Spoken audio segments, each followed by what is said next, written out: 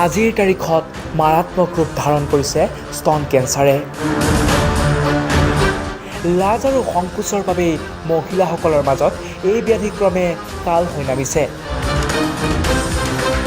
অসমত এই ৰোগে হঠাৎ ভয়াৱহ ৰূপ ধাৰণ কৰিছে আৰু সেয়ে সকলো মহিলাৰে আগতীয়া স্বাস্থ্য পৰীক্ষাৰ বাবে আগবাঢ়ি আহিছে একাংশ চিকিৎসক।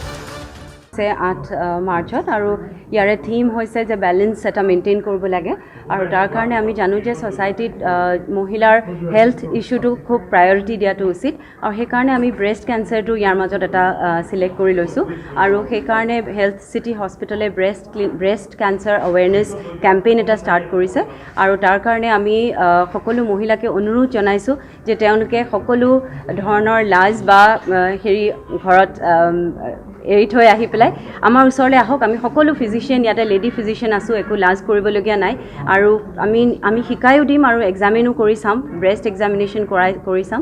কিবা যদি আৰ্লি ষ্টেজত ব্ৰেষ্ট ডিজিজ কিবা থাকে সকলোৱে এইটো হোৱা উচিত, জ্ঞান থকা উচিত এই বিষয়ে আৰু তাৰ কাৰণে আমি স্ক্ৰিনিং কেম্প এটাও কৰিছোঁ। সকলোকে আমি অনুৰোধ জনাইছোঁ যাতে ব্ৰেষ্ট কেঞ্চাৰ ৰিলেটেড কিবা ইছ্যু থাকিলে আমাৰ লগত আহি ডিছকাছ কৰে। লাজ আৰু সংকোচৰ বাবেই বহু মহিলা এই ৰোগৰ চিকাৰ হয়। গতিকে এই ক্ষেত্ৰত সচেতনতা আৰু চিকিৎসকৰ পৰামৰ্শ অতি গুৰুত্বপূৰ্ণ।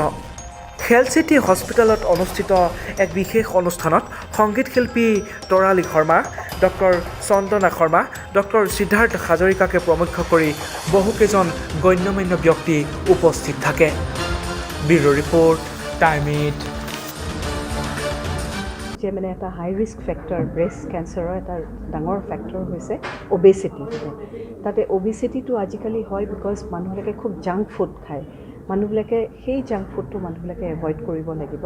Fight against breast cancer health চিটিৰ ইনিচিয়েটিভ আৰু মই সংগীত শিল্পী হিচাপে আচলতে আমি ভাবোঁ যে খালি গান গোৱাটোৱে বা সংগীত কৰাটোৱে আমাৰ কাম নহয়, সমাজৰ প্ৰতি এটা দায়বদ্ধ থকাটো উচিত। আৰু মই দেখিছোঁ যে ভাৰতীয় মহিলা, বিশেষকৈ অসমীয়া মহিলা আবোৰত থাকে। আমাৰ সেইটো গোটেই সমাজ ব্যৱস্থা এনেকুৱা, গতিকে কেতিয়াবা এই গোটেই বেমাৰটো যিটো সোনকালে আচলতে তেওঁলোকে ভাল হ'ব পাৰে বা ট'টেলি কিউৰেবল সেইটো নহয়গৈ, গোটেই মৃত্যুবৰণ কৰে আৰু কিছুমানে জীৱনলৈও ঘূণীয়া হয়। গতিকে যিটো বস্তু আমাৰ হাততে আছে, আমি ভালকৈ কৰিব পাৰোঁ চিকিৎসা যদি আৰম্ভণিতে গম পাওঁ, সেই এৱেৰনেছটো আচলতে সমাজত বহুত কম বুলি মই ভাবোঁ।